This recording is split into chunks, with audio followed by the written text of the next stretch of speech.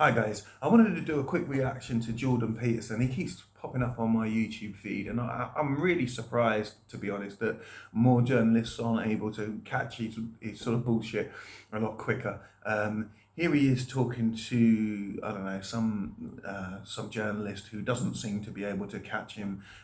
She puts a reasonable point to him that we live in a male-dominated society. I think it's kind of difficult to argue against that. Jordan does his best. He's going to give us a list of reasons why we don't, or a list of reasons for evidence that we don't.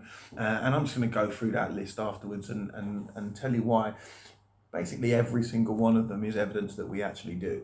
Let's have a listen. So that's my idea of the patriarchy, which is a system of male dominance of society. Yeah, but that's not my sense of the patriarchy. So what's yours? Well, in what sense is our society male-dominated? The fact that the vast majority of wealth is owned by men, the vast majority of capital is owned by men. Women do more unpaid labour. A very tiny proportion of men, and a huge proportion of people who are seriously disaffected are men. Most people in prison are men. Most people who are on the street are men. Most victims of violent crime are men. Most people who commit suicide are men. Most people who die in wars are men. People who do worse in school are men.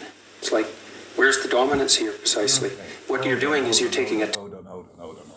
So he's given us his list, which he's saying that men are more disaffected. Well, okay, I don't really know what that means, disaffected. He doesn't give any more context than that. But he does state men are more likely to be homeless, men are more likely to be the victim of violent assault, men are more likely to be in prison, men are more likely to commit suicide, men are more likely to die in wars, and boys do worse at school. All right, well, let's go through these in no particular order. Okay, men are more likely to be the victim of violent assault. True, that is true. However, men are more likely to perpetrate a violent assault on another man than a woman is. Men are more likely to perpetrate a violent assault on a woman than a man is. Men are more likely to perpetrate a violent assault on a child than a man is. Men are more likely to perpetrate a violent assault on an animal than a woman is. So if you are the victim of a violent assault, right, and you're effectively a sentient being, if you're the victim of a violent assault, be you man, woman, child, or beast, the overwhelming likelihood is that your attacker was a man. Then he goes on to say men are more likely to be in prison. Well, that kind of follows, doesn't it?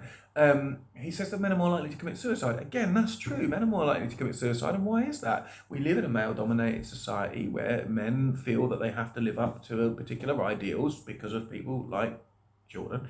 And getting help there's been a stigma about it for a very long time, and men don't get help.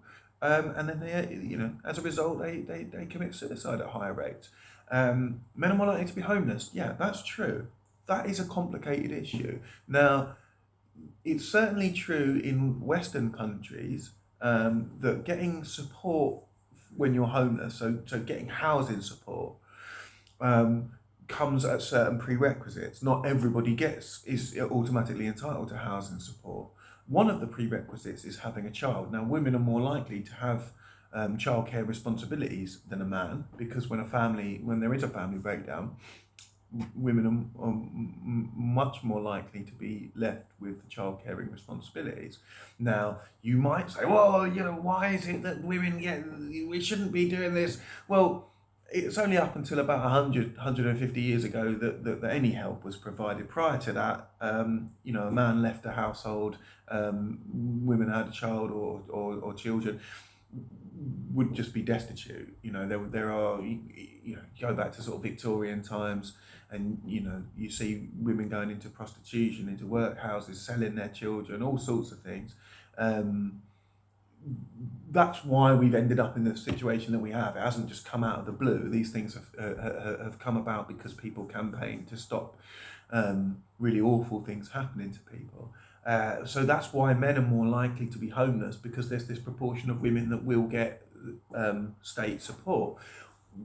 One of the things that I think it is worth pointing out about homelessness is that if you've got a man and a woman and they're both rough sleeping, the woman is much more vulnerable than the man is when rough sleeping. However, and I can only talk for the law in the UK, if a man and a woman are both rough sleeping, they both walk into the housing office, they are looked at the same in law. That woman's extra vulnerability isn't recognised in law, and that's an evidence of a legal bias towards a man, really. He also says that men are more likely to die in wars. Yeah, that is true. Men are more likely to die in wars, but men have had a history of banning women from actually fighting in wars. And I can't, I was struggling to think of this. I think maybe a Thatcher. I can't think of another woman in history starting a war. I'm sure there are, maybe Catherine the Great. Maybe there's some military campaigns from someone like Hatshepsut or something like that, but there are a few far between.